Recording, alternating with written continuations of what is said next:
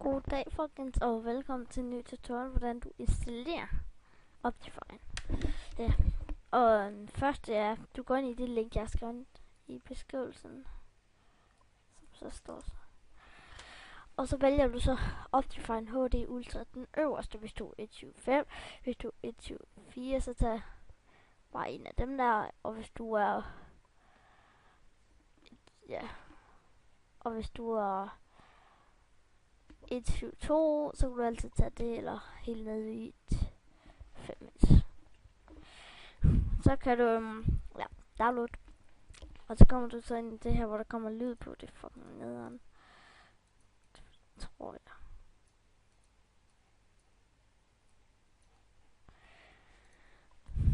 Ja, så skip ad, og så trykker du der, og så keep, for den er ikke farlig, og så åbner du den bare, så install, så Optifine så fully installed.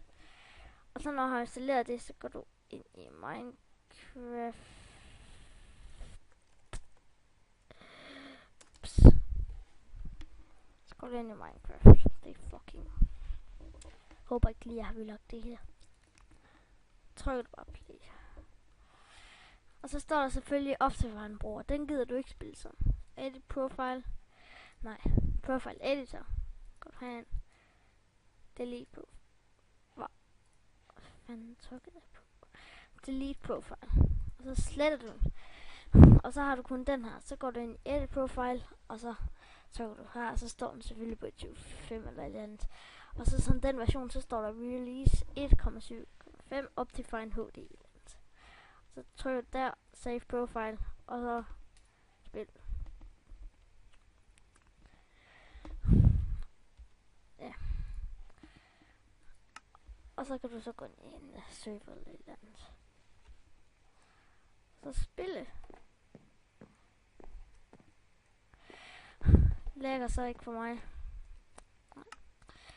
Der er en video lagt op, eller den kommer, hvor I kan se, hvad indstillingen skal være derinde. I kan lige se min seje i går.